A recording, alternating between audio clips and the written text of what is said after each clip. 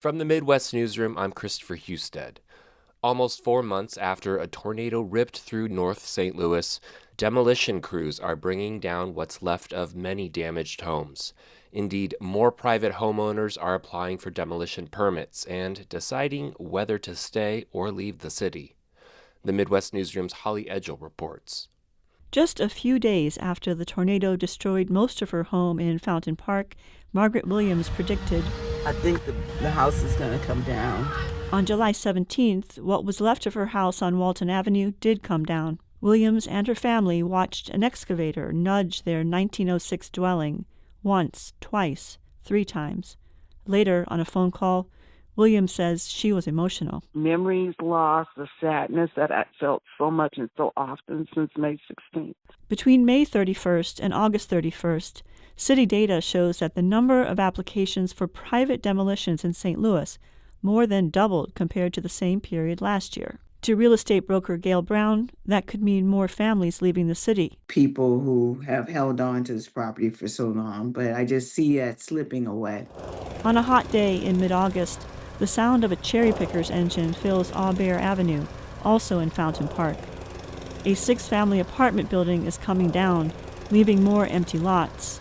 A lot more houses are going to be demolished, so you're going to have a lot of vacant ground, more vacant ground. Ness Sandoval is a St. Louis University demographer. You have to provide hope. If we're here 1 year from now and we're still talking about getting debris cleaned up, then you're going to see these aftershocks emerge. The aftershocks, Sandoval says, could include thousands of families opting to leave the city, which is already shrinking faster than any other major U.S. city. And the city is naive to believe that these families are going to come back. The St. Louis Community Development Administration oversees the city's spending on housing and development.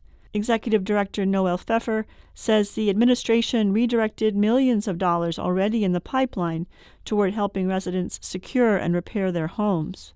We knew that this geography had a housing crisis before the tornado that has been exacerbated by the tornado. And so we had a lot of contracts already in place with a lot of the organizations that have been on the front lines of response. The state of Missouri allocated $100 million to the recovery. The city's Board of Aldermen earmarked $30 million of the RAM's settlement money toward the efforts. Our goal is to keep people in their neighborhoods and try to help them restore and rebuild. That's the city's Chief of Recovery, Julian Nix, at an August town hall meeting sponsored by 9PBS. At a Board of Aldermen meeting a few weeks later, Nix said a restoration period would last until 2027, followed by a period of planning for the region's housing and for its business corridor through 2035. Sandoval says the city has about 1 year to show progress. People want to rebuild.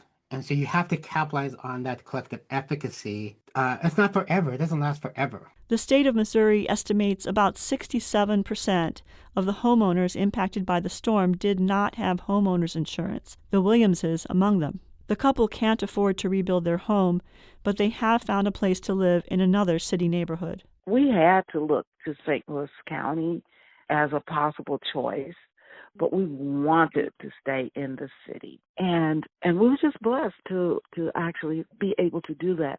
Margaret Williams hopes others will be able to do the same. I'm Holly Edgell, the Midwest Newsroom. The Midwest Newsroom is a collaboration including NPR and public radio stations in Iowa, Kansas, Missouri,